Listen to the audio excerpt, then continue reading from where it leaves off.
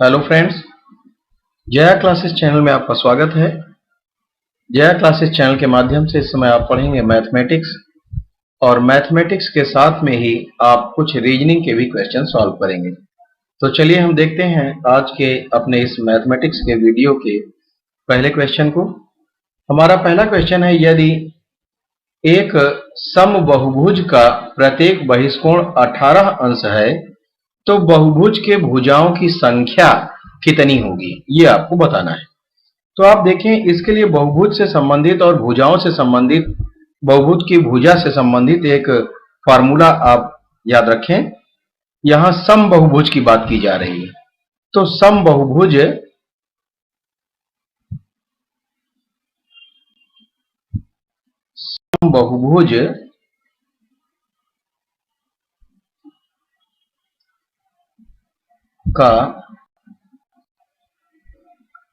समबहुभुज का प्रत्येक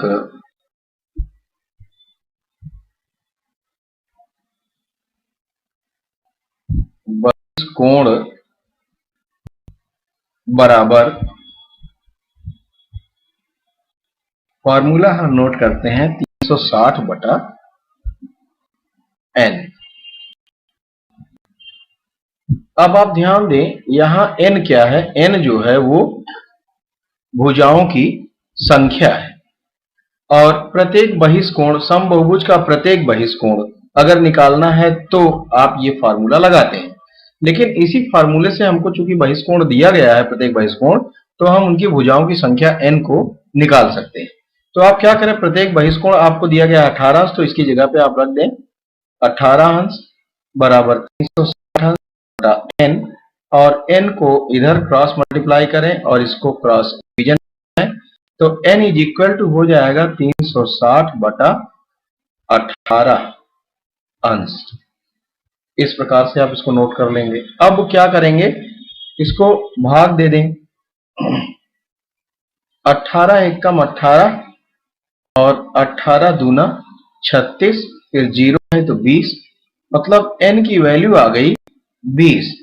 20 भुजाएं, तो बहुभुज की भुजाओं की जो संख्या है वो कितनी होगी? Sorry, n is equal to कितना हो जाएगा? फिर ये 18 एकम 18 को 18 दूना 36 तो 20 आएगा और n की जो वैल्यू आ गई वो कितनी आ गई? 20। और n क्या था? भुजाओं की संख्या।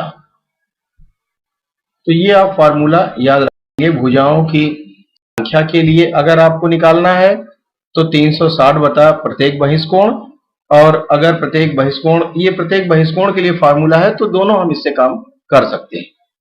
चलिए देखते हैं क्वेश्चन नंबर, इसका ऑप्शन हम चेक कर लें। Option number C right option है इसका, चूंकि n इज इक्वल टू 20 आया तो भुजाओं की संख्या कितनी हो गई? 20। क्वेश्चन नंबर 2 है, चित्र में यदि AB बराबर BC और ABC बराबर 90 अंश, तो BCD का मान बताइए। मतलब angle ABC is equal to 90 अंश, तो एंगल BCD का आपको मान बताना है। लेकिन यहां फिगर जो है नहीं दिया गया है। चित्र में AB बराबर BC, तो आप एक फिगर बना लें, इस प्रकार से मान लेते हैं और नाम दे देते हैं A, B और C। तो AB बराबर BC, इसका मतलब ये और ये बराबर है, जैसा क्वेश्चन में कहा गया है उसके अकॉर्डिंग। अब एंगल ABC 90 है, तो ये क्या है? 90 डिग्री हो गया। मीन्स समकोण है तो है ही, उसी तरह बनाया गया, ठीक है ना? 90 डिग्री है ये। अब देखते हैं BCD, तो BC और D का तो अभी पता नहीं है। इस प्रकार से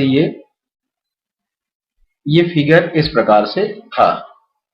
अब इसमें एंगल D, सॉरी, ये आपको एंगल आपको ज्ञात करना है, एंगल C, और ये हो गई भुजा D।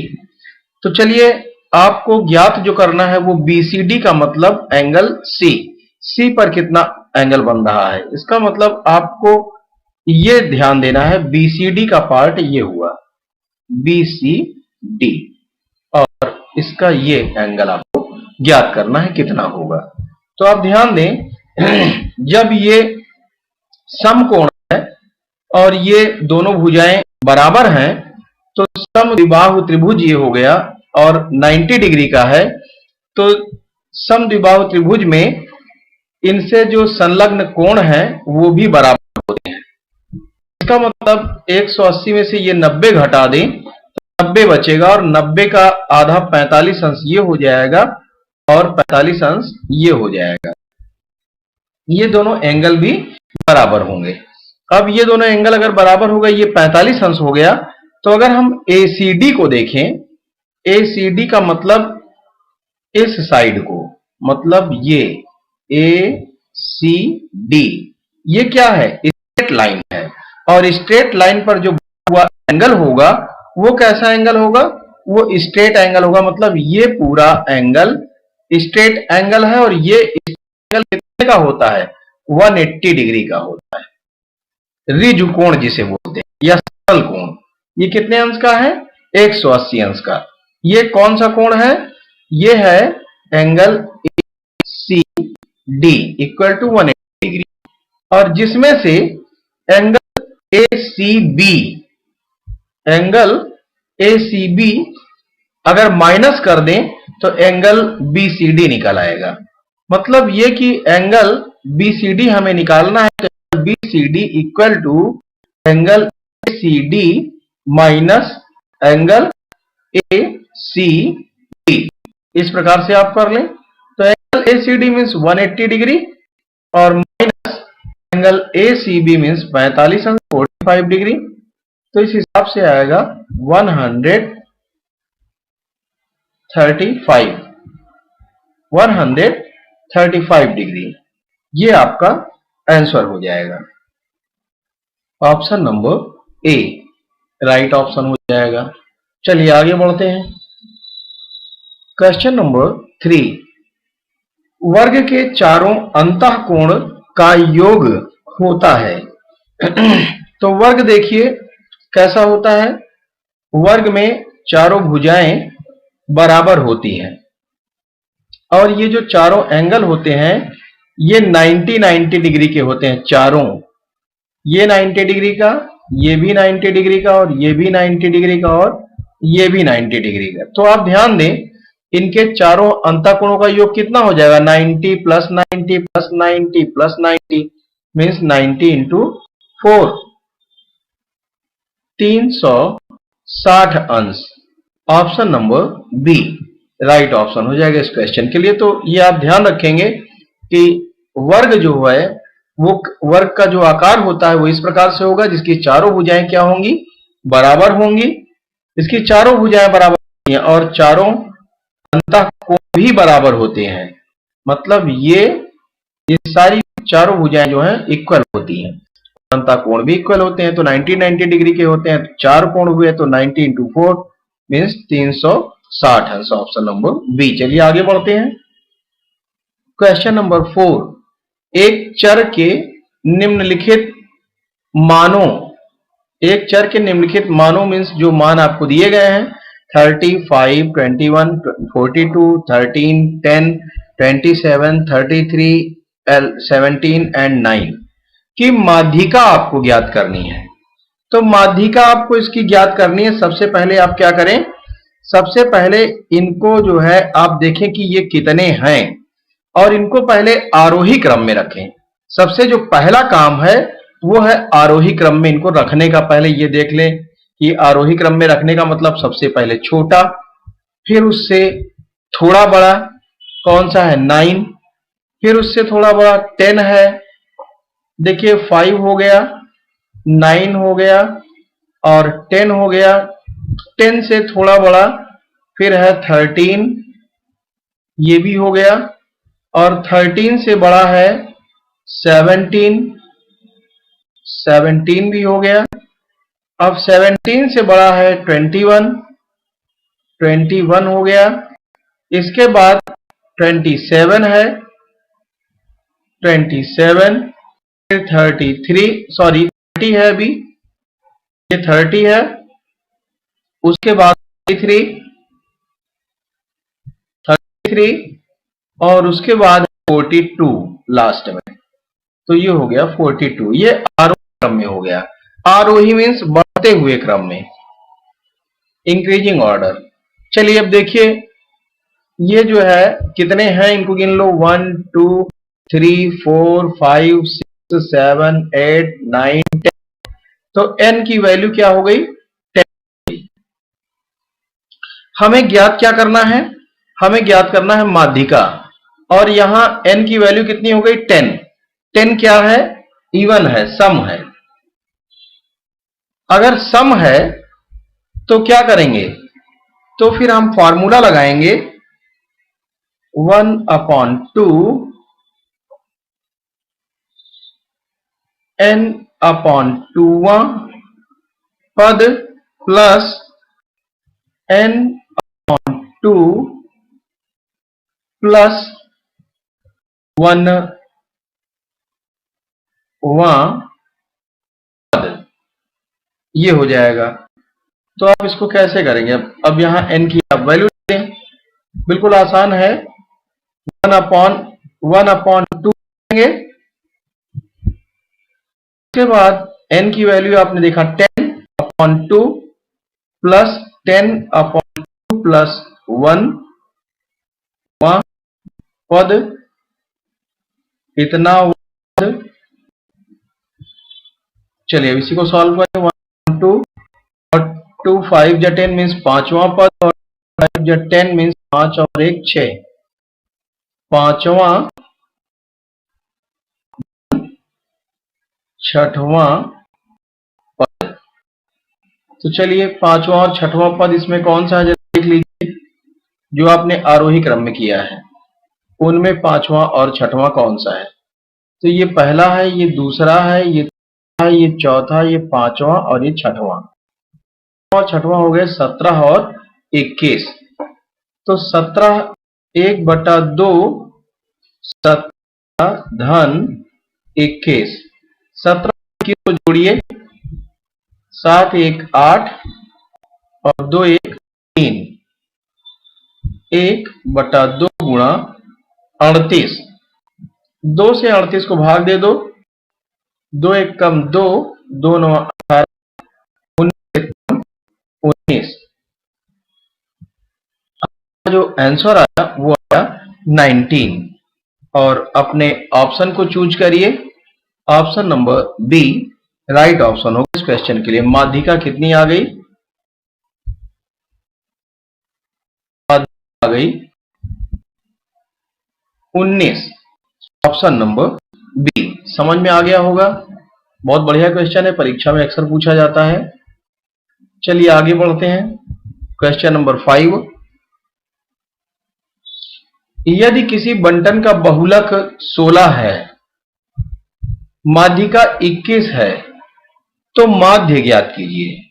बहुत बढ़िया क्वेश्चन है ये भी, और इसके लिए फॉर्मूला क्या है वो आप ध्यान दें। बहुलक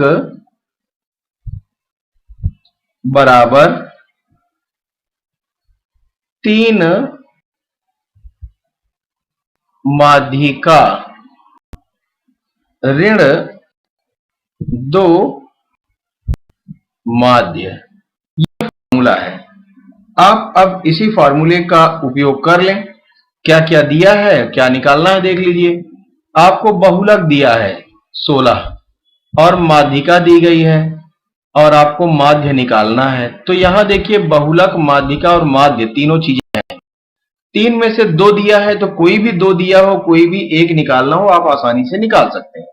तो चलिए बहुलक की वैल्यू रख दीजिए 16 और 3, और इन दोनों के बीच इंटू हो जाएगा।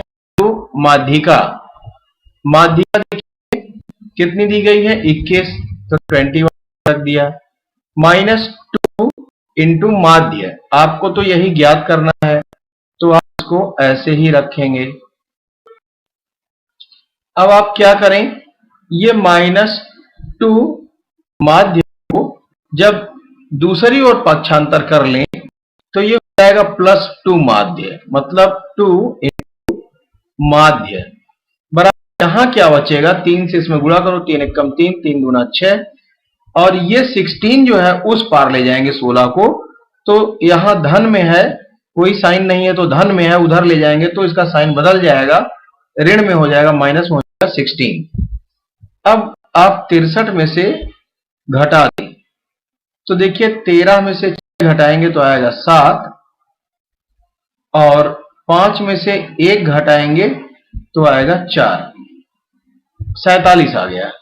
2 गुणा माध्य बराबर 47, तो माध्य बराबर 47, जो गुणा में है वो बटे में आ जाता है, 2 से इसको भाग देंगे, 2 दूना 4 और 2 तिया 6, दशमलव 1 बचेगा, 0 लग जाएगा, 10 हो जाएगा, 2 पंजे 10। इसका मतलब 23.5 हमारा राइट ऑप्शन होगा इस क्वेश्चन के लिए। ऑप्शन देखिए कौन सा है, 23.5 जिसमें दिया हो, तो आंसर तो हमारा 23.5 आ गया, और ऑप्शन कौन सा हो जाएगा, option number B right option हो जाएगा इस क्वेश्चन के लिए। समझ में आ गया होगा। चलिए आगे बढ़ते हैं। क्वेश्चन नंबर 6, ए, बी और सी ने एक कार 2000 रुपए में किराए पर ली। इसे क्रमशः 14 घंटे, 16 घंटे तथा 22 घंटे प्रयोग में लिया। मतलब एक क्रमशः कह रहा है, क्रमशः मीन्स क्रम से या क्रमानुसार। ए ने 14 घंटे, बी ने 16 घंटे और सी ने 22 घंटे प्रयोग किया। सी को कितना देना पड़ेगा, मतलब सी का कितना हिस्सा बनेगा अगर 2000 रुपए में कार ली गई है तो सबसे ज्यादा सी ने ही यूज किया है, तो सबसे ज्यादा उसी का बनना चाहिए। तो चलिए हम देखते हैं। अब यहां जो है 14, 16 और 22, चाहे इसको आप अनुपात में समझ लें, ये दिया गया है, तो आप इसके लिए क्या करेंगे, आप इनको चाहे तो योग करके अनुपातिक योग निकाले। अनुपात फिलहाल नहीं है, लेकिन ये 3 पार्ट है, 3 पार्ट में है, तो फिर ये अनुपात में भी आप इसको कर सकते हैं, और करना उसी तरीके से है भी। ए बी सी, ए ने जो है 14 घंटे, बी ने 16 घंटे और सी ने 22 घंटे इसका प्रयोग किया है, तो 2000 रुपया जो किराया है वो इन तीनों में किस प्रकार से बटेगा। यहां फिलहाल सी को ही पूछा गया है कि सी को कितना देना पड़ेगा, तो सी का कितना है, 22 है, और कुल रुपया कितना है 2000, जो 2000 रुपए पर कार की गई है। तो चलिए 2000 रुपए, और जो इसका भाग है किसका, सी का, वो है 22 बटा तीनों का योग। अनुपात में भी हम इसी तरह करते हैं, 14, 16 और 22। तो आप देखेंगे 2000 गुणा 22 बटा 14 और 16 हो जाएगा 30, 30 और 22 हो जाएगा 52। तो 2000 गुणा 22 बटा 52 ये हो गया। अब इसी को आप सॉल्व कर लें। चलिए कैसे करेंगे, ये क्वेश्चन में मुझे लग रहा है कुछ मिस्टेक है, ये 2080 होना चाहिए। चलिए हम पहले इसको काट के देख लें, अगर सॉल्व होके हमारा कोई ऑप्शन मिलता है तो ठीक है, नहीं तो फिर 2080 इसको करके कर लेंगे। चलिए देखते हैं। तो इसमें से तो कोई कटेगा ही नहीं मुझे लग रहा है, क्योंकि 52 है तो 2 से कट जाएगा, और 4 से भी कट जाएगा, 4 एकम 4 और 4 तिया 12। चलिए हम इसको काटते हैं। 4 एकम 4, 4 तिया 12, और इसको काट दें तो आएगा 4 पंजे 20, 0 0। अब 13 से विभाजित नहीं होगा पूरी तरह से। जब पूरी तरह से विभाजित नहीं होगा तो दशमलव में विभाजित होगा, क्योंकि 13 चौको 52 है, और यहां क्या दिया है 500। तो ये मुझे लग रहा है कुछ गड़बड़ है, क्योंकि आपका जो ऑप्शन है वो दशमलव में नहीं है। तो ये क्वेश्चन में मिस्टेक हुआ है, ये होना चाहिए 2080। आप इसको भी कर लें 2080। अब जरा देख लें क्या ये सॉल्व हो सकता है। तो 2080 अगर कर लेते हैं तो 4 से जब आप काटेंगे तो 4 पंजे 20 और 4 दूना 8, 4 दूना 8 और 0 जो था वो 0 हो जाएगा। ये 4 दूना 8 और 0। अब आप देखें, इसको आपने 4 से काटा था, ऊपर 4 पंजे 20 कट गया, और ये 8 है तो 4 दूना 8 और 0 ये है तो 0 ऊपर चला गया इस प्रकार से, तो 520 आ गया। अब 13 से इसको काट दें, 13 और 13 चौको 52 में 40 आ जाएगा। 40 में 22 से गुणा कर देंगे तो 22 गुना 0 और 22 88, 880 रुपया को देना पड़ेगा। इसी प्रकार से चाहे ए का पूछ ले या बी किसी का भी, तो जिसका पूछे उसका पार्ट ऊपर और तीनों का नीचे, तो आप इस प्रकार से इसको सॉल्व कर लेंगे। 880 रुपया means option number A right option होगा इस क्वेश्चन के लिए। तो जो क्वेश्चन में था वो 2000 नहीं बल्कि 2080 होना चाहिए, मिस्टेक हो गया था। चलिए आगे बढ़ते हैं। क्वेश्चन नंबर 7, एक त्रिकोण के दो कोण। त्रिकोण का मतलब है त्रिकोण। देखिए कभी कभी परीक्षा में इस तरह से क्वेश्चन दिया होता है कि आप समझ नहीं पाते। त्रिकोण आपने कभी सुना नहीं था मैथ में, इसलिए आपको दिमाग में आता है त्रिकोण क्या है।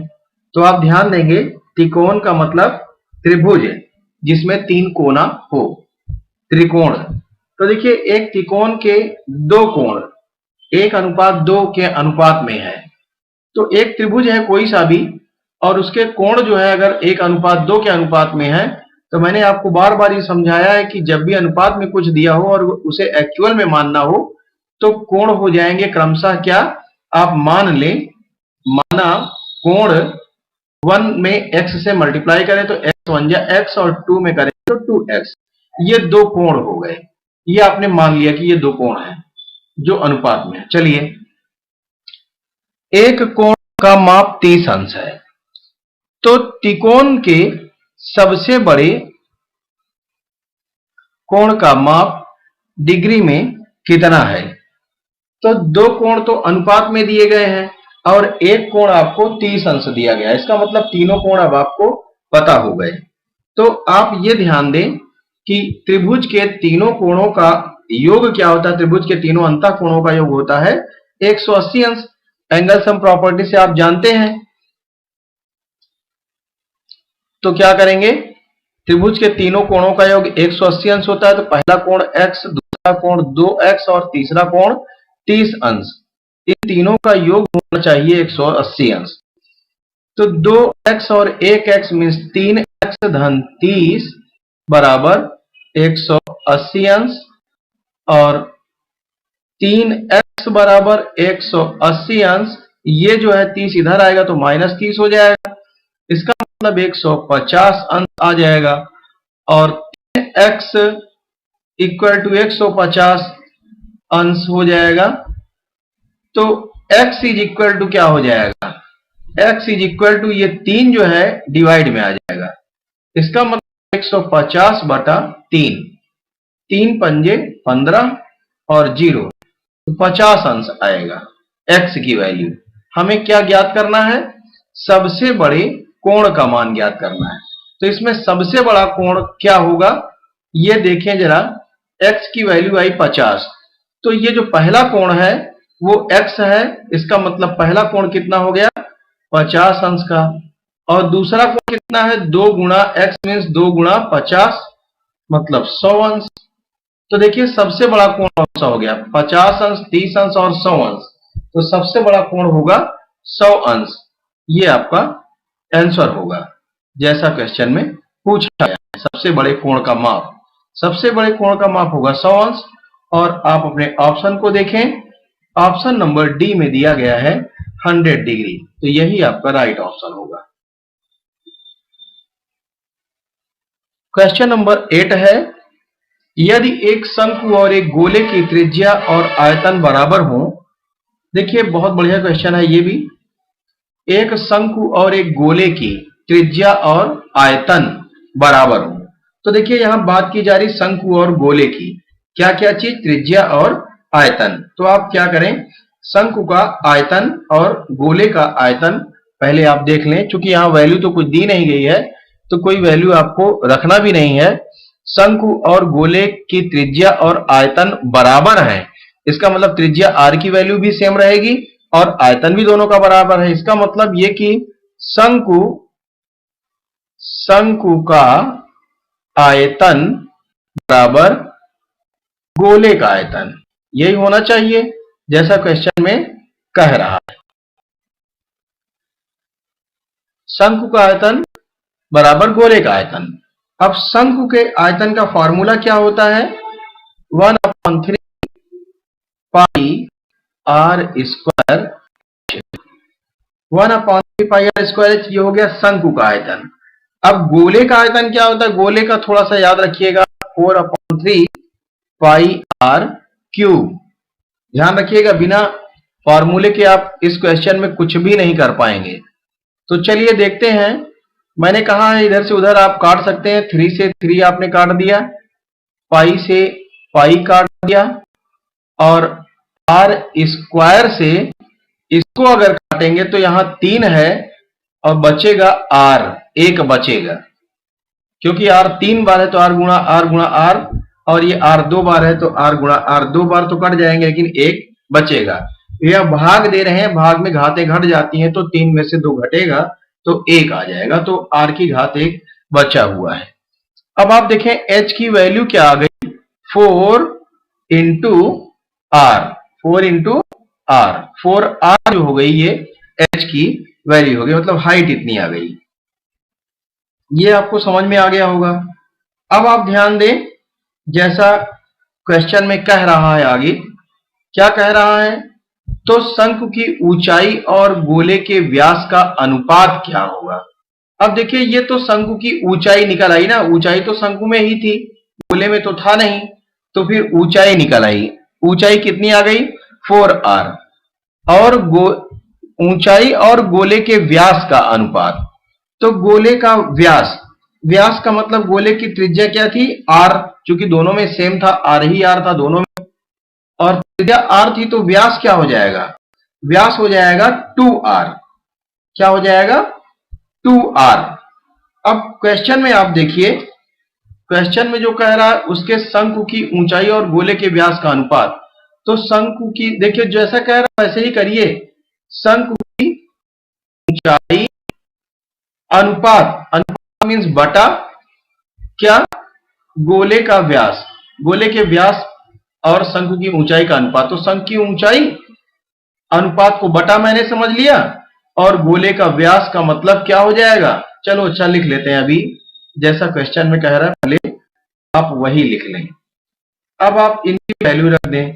शंकु की ऊंचाई h मीन्स 4r, गोले का व्यास का मतलब त्रिज्या r, तो व्यास क्या हो जाएगा? 2r, r से r कैंसिल, 2 1 और 2 2 जा 4, तो जो इनकी जो अनुपात जो इनका आया वो 2:1 आया। शंकु की ऊंचाई और गोले का व्यास है, इसका जो अनुपात आएगा वो 2:1 आएगा। आप ऑप्शन में चूज करें, option number C right option होगा इस क्वेश्चन के लिए। आगे बढ़ते हैं। क्वेश्चन नंबर 9, एक आयताकार मैदान की लंबाई 35 मीटर है तथा क्षेत्रफल 700 वर्ग मीटर है होना चाहिए। चलिए आगे बढ़ते हैं। चौड़ाई लंबाई से कितनी कम है? अब ध्यान दें कि यहां लंबाई तो दी गई है और क्षेत्रफल दिया गया है। मैदान कैसा है? आयताकार है। आयताकार मैदान का क्षेत्रफल का फॉर्मूला क्या होता है? क्षेत्रफल इज इक्वल टू लंबाई गुणा चौड़ाई। क्षेत्रफल दिया है 700 वर्ग मीटर, ये होना चाहिए 700 वर्ग मीटर, इक्वल टू लंबाई कितना है? 35 मीटर, इंटू चौड़ाई हमें नहीं पता है, तो मैंने कहा कि अगर ये 1 2 3 चीजें हैं और इनमें से हमें 2 चीजें, कोई भी 3 चीजें हैं, अगर 2 चीजें पता है तो एक की वैल्यू हम निकाल सकते हैं। तो हम निकाल रहे हैं चौड़ाई की वैल्यू। चौड़ाई की वैल्यू निकालने के लिए जो चौड़ाई साथ गुणा में है, ये दूसरी ओर क्या होगा? भाग में जाएगा, 35। तो आप देखें 35 दूना 70 और ये 0 बचेगा 20, तो चौड़ाई कितनी आ गई? सब मीटर में है तो ये भी मीटर हो जाएगा, चौड़ाई बराबर 20 मीटर हो गई। ये आ गया चौड़ाई। लेकिन क्वेश्चन में जो पूछा जा रहा है चौड़ाई लंबाई से कितनी कम है, तो लंबाई कितनी है, चौड़ाई और लंबाई में अंतर क्या है, तो अंतर बराबर लंबाई माइनस चौड़ाई। इसका मतलब 35 माइनस 20 15 मीटर। ये जो है आंसर हो जाएगा आपको option number B right option हो जाएगा। चलिए आगे बढ़ते हैं।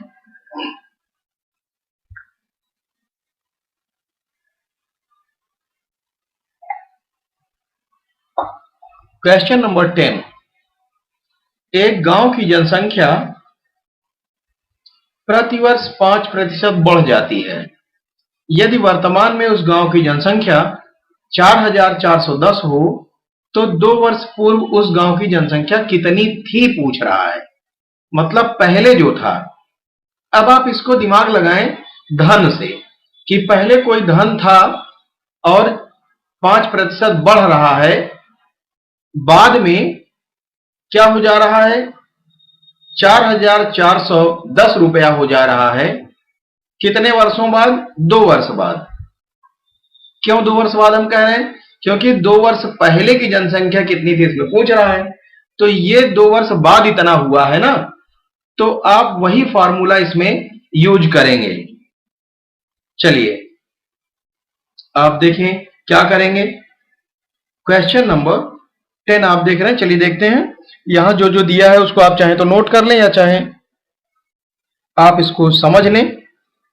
ये 5% क्या दिया गया है, आर रेट ऑफ इंटरेस्ट आपको दिया गया है। ये जो दिया गया है यदि वर्तमान में मीन्स 2 वर्ष बाद की बात है, ये इतना हुआ है, तो ए आपको दिया गया है। मिश्रधन समझ लें इसको। तो 2 वर्ष पूर्व मीन्स पी मूलधन मीन्स पहले जनसंख्या कितनी थी, इसका मतलब आपको पी ज्ञात करना है। देखिए इन्हीं चीजों को आप ध्यान कर पाएंगे तभी आप सही से सॉल्व कर पाएंगे। 2 वर्ष पूर्व कह रहा है तो T is equal to time जो है 2 वर्ष, एन या टी जो भी फार्मूले में आपके दिया हो वो आप यूज कर लेंगे। तो देखिए हम क्या करेंगे, इसके लिए फॉर्मूला यूज करेंगे A is equal to P into 1 plus R upon 100 to the rate N या टी। चलिए ए कितना दिया है 4410 बराबर पी हमें ज्ञात करना है 1 plus R rate of interest means 5 बटा 100 की घात समय, समय बराबर 2 वर्ष। इसी को आप सॉल्व कर लें। 4410 बराबर पी और 5 एकम 5, 5 दूना 10 और 0 20, 20 एकम 20 और 21, 21 बटा 20 की घात 21 बटा 20 की घात 2, 21 बटा 20 की घात 2। तो आप देखें क्या करेंगे, पी की हमें वैल्यू, मैंने कहा जिसकी वैल्यू आपको निकालनी होती है उसको क्या करें आप एक तरफ अलग लिख लें, दूसरी ओर जो है उसको नोट करें, और जो ये गुणा है, गुणा वाला क्या होता है दूसरी ओर बटे में नीचे जाता है। तो आप इसको एक गुणा में इस प्रकार समझ लें कि 21 बटा 20 की घात 2 का मतलब है इस 2 को हम हटा दें और गुणा 21 बटा 20 एक बार और हो गया, मतलब 2 बार हो गया। घात 2 का मतलब यही हुआ। अब आप क्या करें, इन दोनों 20 को क्रॉस मल्टीप्लाई इस प्रकार से करें और इन दोनों 21 को क्रॉस डिवीजन में इस प्रकार से आए। इसका मतलब ये होगा कि इससे 20 से गुणा हो जाएगा। एक ही बार में सोच रहे कर लें, इसलिए आप ऐसा करें कि इसमें जो है गुणा हो रहा है किससे 20 से 2 बार, और इसमें क्या हो जाएगा 21 गुणा 21, ये दोनों नीचे आ जाएंगे क्रॉस डिवीजन मेथड से। अब 21 गुणा 21 का मतलब हुआ 441, 21 गुणा 21 में 441, और 441 से ऊपर भाग दे दें, यहां तो 1 हो जाएगा, ऊपर क्या हो जाएगा 1 और ये 0, 10 हो जाएगा। Equal to P. अब देखिए 20 से 20 गुणा करेंगे तो हो जाएगा 400 और 400 में जाएगा 4000 बराबर पी। पी की वैल्यू कितनी आ गई? 4000। Option number D right option होगा। मतलब 2 वर्ष पूर्व उस गांव की जनसंख्या कितनी थी? 4000 थी। चलिए आगे बढ़ते हैं।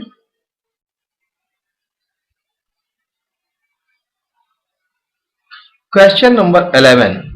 अब ये जो क्वेश्चन नंबर 11 से शुरू होते हैं, ये होते हैं रीजनिंग के क्वेश्चन। चलिए हम देखते हैं।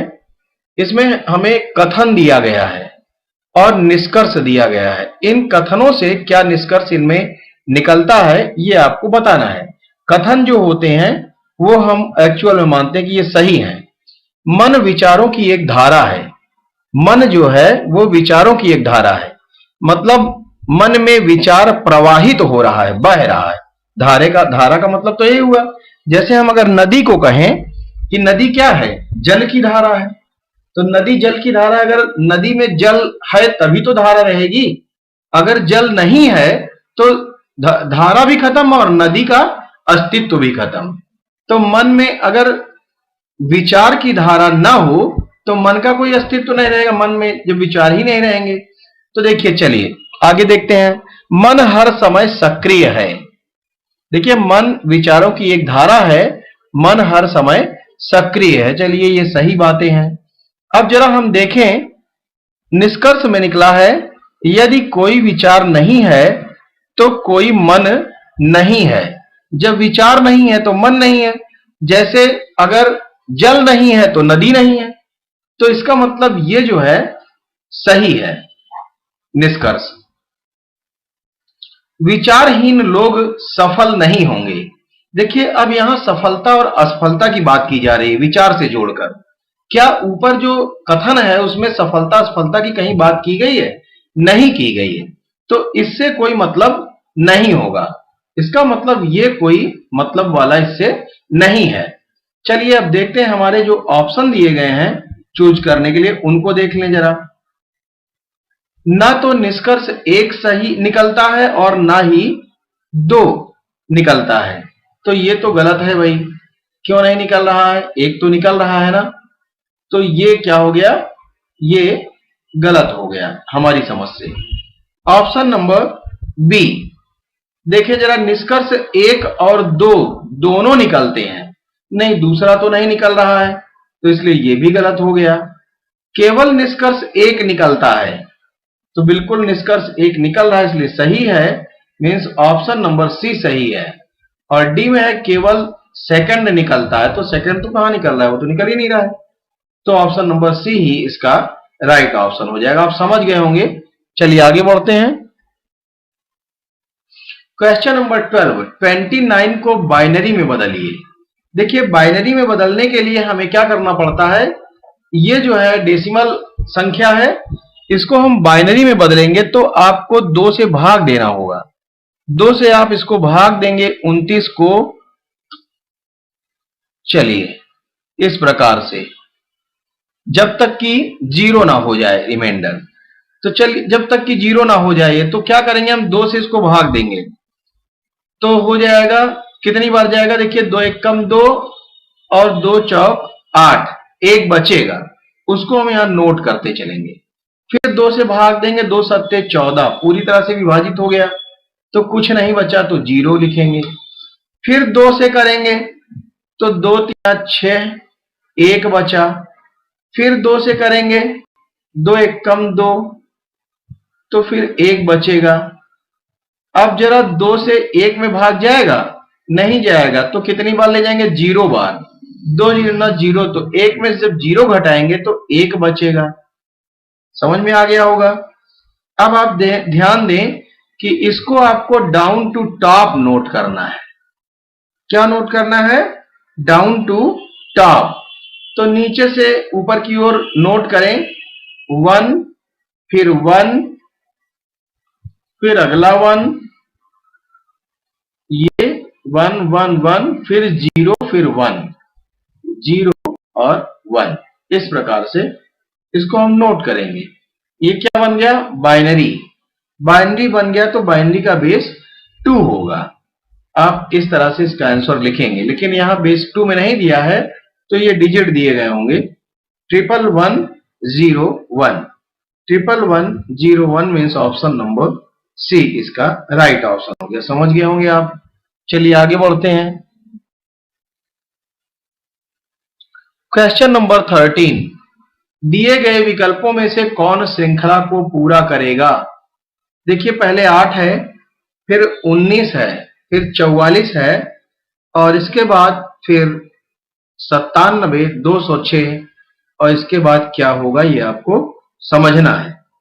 आप ध्यान दें कि 8 से 19 हो रहा है तो इसका मतलब ये बढ़ रहा है, फिर 19 से 44 मतलब हर जगह बढ़ता ही जा रहा है।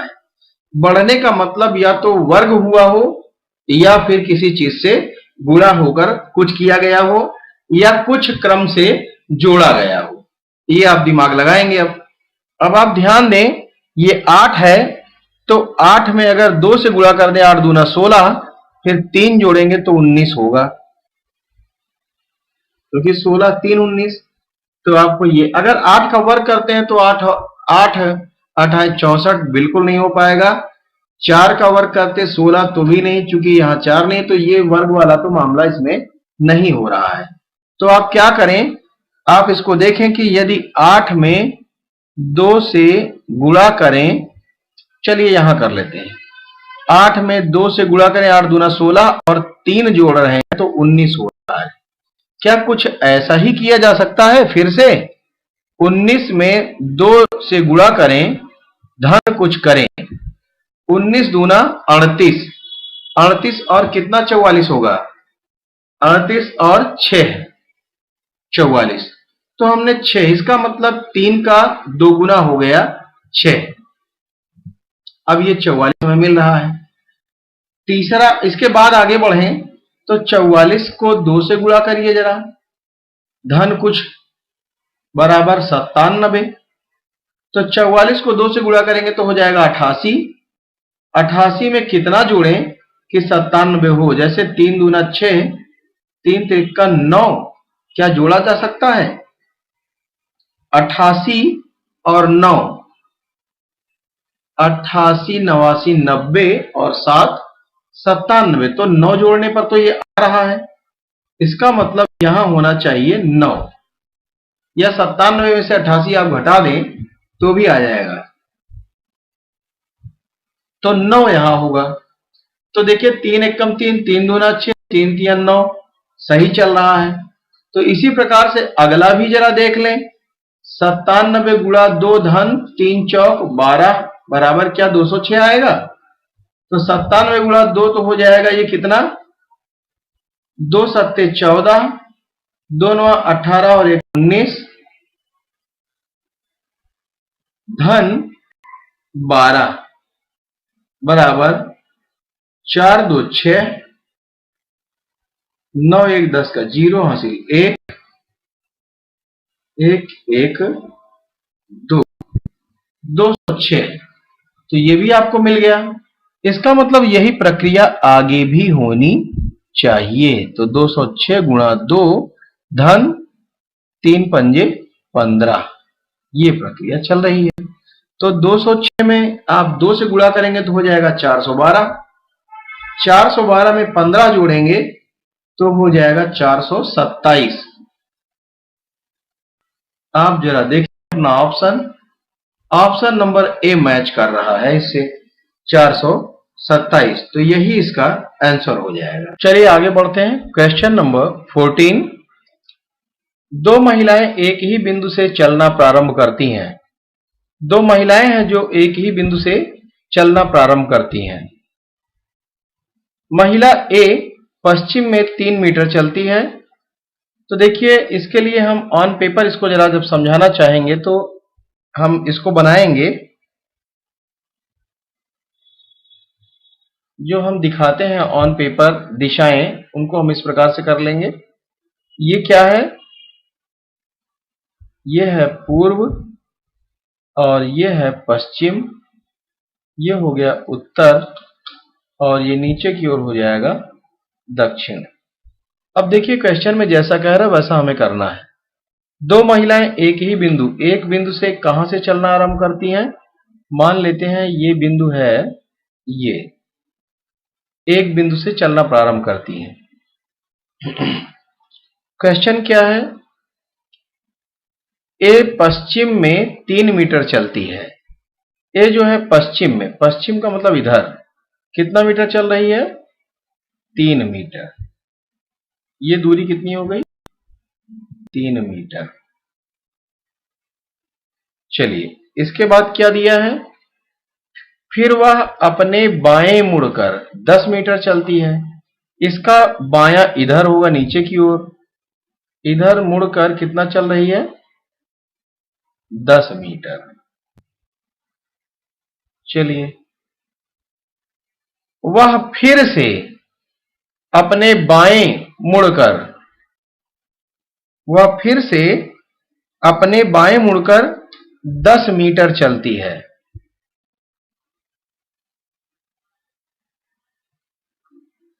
फिर वह,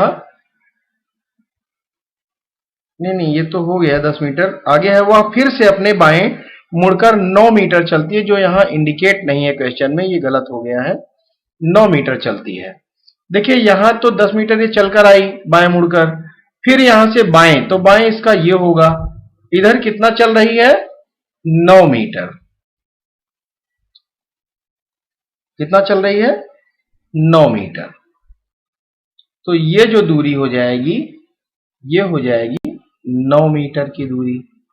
चलिए, अब आप ध्यान दें, इसके बाद का जो आगे जो क्या कह रहा है, उसी समय में 6 मीटर चलकर अपने दाहिनी ओर मुड़कर,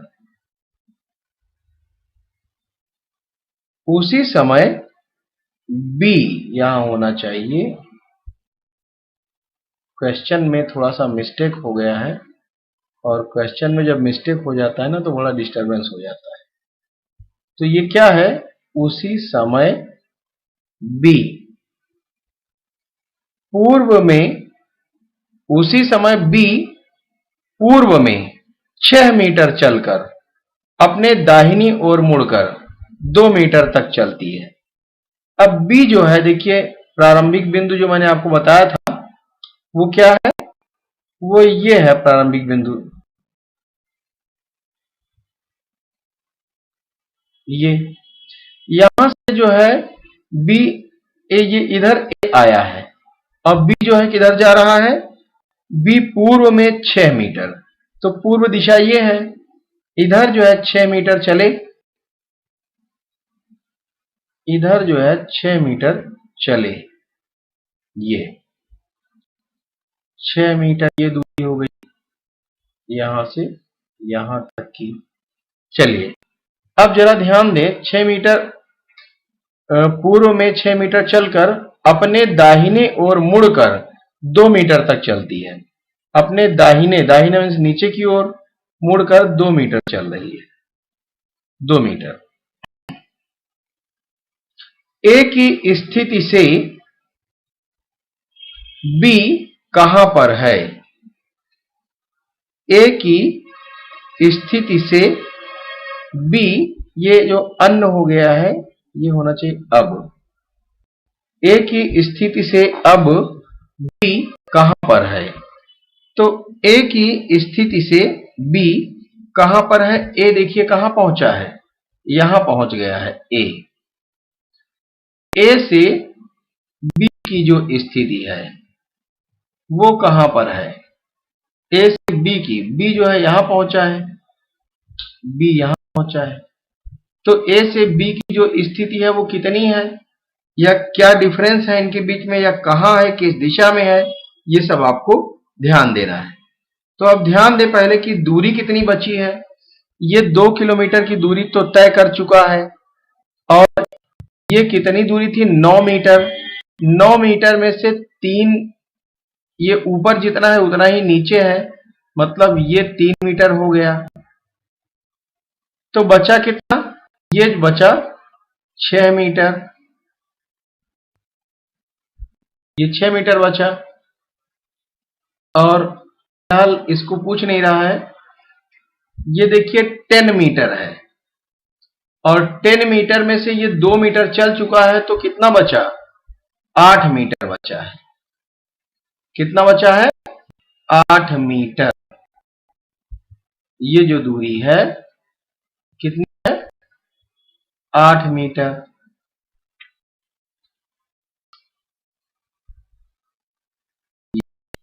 मतलब B यहां पहुंचा था और A से जो B की दूरी है वो कितनी है?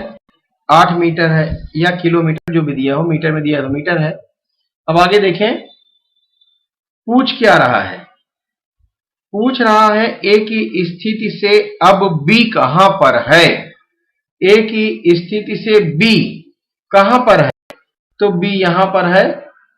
A की स्थिति से B कहां पर है? तो आपका जो ऑप्शन दिया है जरा उसको देख लें। B A से उत्तर में 12 मीटर की दूरी पर है। क्या ये सही है? ये तो गलत हो गया। B जो है वो A से उत्तर में 12 मीटर दूरी, 12 मीटर नहीं है। A से B से A की B A से जो है 12 मीटर दूर नहीं है, ये गलत हो गया। दूसरा ऑप्शन है B A से उत्तर में 8 मीटर की दूरी है, तो ये A यहां पर है, B जो है वो यहां पर है, ये 2 मीटर था। B जो है वो B कहां है? यहां है। A से किधर? ऊपर की ओर। ऊपर दिशा कौन सी है? ऊपर आपने दिशा उत्तर दिखाई है, ध्यान दें। ऊपर दिशा क्या है? उत्तर है। तो B A से उत्तर में 8 मीटर की दूरी आप कह सकते हैं। B जो है A से उत्तर में ऊपर की ओर 8 मीटर की दूरी पर है, तो ये ऑप्शन नंबर B इसका राइट ऑप्शन हो जाएगा। लेकिन आगे भी जरा ऑप्शन है, उनको भी जरा समझ लीजिए। B A से 8 दक्षिण में 8 मीटर की दूरी। दक्षिण तो आपका नीचे की ओर है, तो ये गलत बता रहा है, ऐसा नहीं है। अगला ऑप्शन देख लें, B A से दक्षिण में 12 मीटर की दूरी पर है, ये भी गलत है। तो ऑप्शन नंबर बी ही राइट ऑप्शन है इस क्वेश्चन के लिए। चलिए आगे बढ़ते हैं। क्वेश्चन नंबर 15, निम्नलिखित का उत्तर बताइए। 7 + 3 = 4 2 1, 11 + 7 = 4 7 7, और 9 + 5 = 4 4 5। तो 6 + 2 क्या होगा, ये आपको बताना है। तो ध्यान दें कि 7 में से अगर 3 माइनस करें तो आएगा 4, 7 - 3 करने पर आएगा 4, और 7 में 3 से मल्टीप्लाई करें तो आएगा ये इतना, और माइनस करने पे ये आ रहा। इसी तरह से देखें, अगर 11 से 7 माइनस करें तो 4 आ रहा है, और 11 × 7 करें तो 77 आ रहा है। इसका मतलब दोनों में मामला सही है। अगले में देखिए, थर्ड वाले में 9 - 5 = 4, तो सही है, और 9 × 5 = 45, 2 अंक, ये भी सही है। इसी तरह से 6 में से 2 माइनस करिए तो आएगा 4, और 6 × 2 आएगा 12, मतलब 412 होगा। ऑप्शन नंबर बी देखिए मैच कर रहा है, तो ऑप्शन नंबर बी इसका राइट ऑप्शन हो जाएगा, 412। इसी तरह से आपको दिमाग लगा के इसको समझना होता है कि कौन सा ऑप्शन सही होगा, या इसमें इस सीरीज में कौन सी प्रक्रिया अपनाई गई है। तो चलिए आज की वीडियो में बस इतना ही। Thanks for watching.